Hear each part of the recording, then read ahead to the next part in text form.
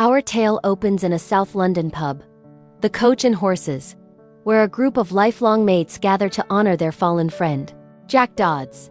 Jack, a jovial butcher played by Caine, has just passed away in hospital after a battle with cancer. Before dying, he leaves a simple last wish: scatter his ashes into the sea off Margate Pier, the seaside town where he and his wife Amy once honeymooned and dreamed of retiring. But dreams often fade. Jack never made it there in life. Now, his ashes sit in a jar on the pub's bar, ready for the journey. Jack's widow, Amy, declines to join the trip.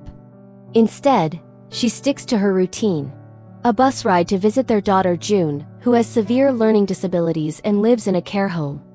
Amy's made this pilgrimage every Thursday for 50 years, a quiet act of love that Jack largely ignored, focusing instead on his mates in the pub. As the men prepare, flashbacks weave in, painting Jack's life, meeting Amy at a hop farm during the war, their courtship amid Kent's fields, and the joys and sorrows that followed. The road trip crew assembles. Ray "Lucky" Johnson, Jack's best mate from their World War II days in the desert, a gambler who's hit a lucky streak on the horses, thanks to a tip from Jack's final bet.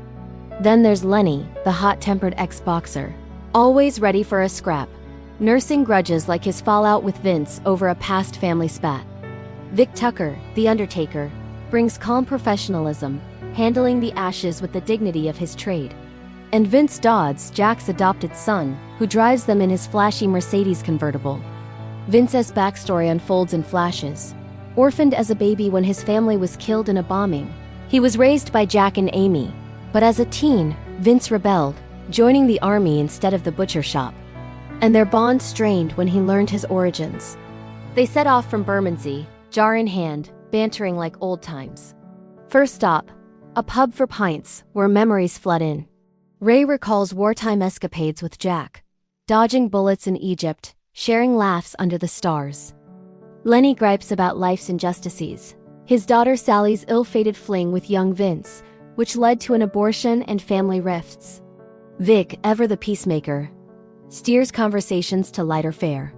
As they drive through Kent, flashbacks deepen. Young Jack and Amy falling in love amid hop-picking, their wedding and the birth of June. Heartbreak hits when June's disabilities become clear. Jack distances himself, while Amy commits to her care. Jack pushes Vince toward butchery, but Vince dreams bigger, starting a car business. Amy, in parallel present-day scenes, rides the bus to June's home, reflecting on unspoken regret, Jack's affair, her own temptations with Ray. The group detours to a hop farm, evoking Jack and Amy's meeting. Here, emotions bubble. Lenny confronts Vince about Sally, fists nearly fly. But they reconcile over shared loss.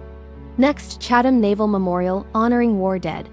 Ray shares a secret: he's always loved Amy from afar, a platonic bond that sustained them. Flashbacks reveal Ray's quiet support during Jack's illness, and a near kiss with Amy years ago, unacted upon. Canterbury Cathedral follows, a moment of quiet reflection.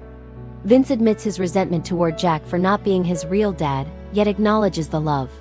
As rain pours, they share laughs and tears, the jar a silent passenger. Finally, Margate Pier at dusk. The sea churns as they scatter the ashes, wind whipping them back in a comedic yet profound mishap. Ray toasts Jack to the journey. Back in London, Amy learns of Ray's big win.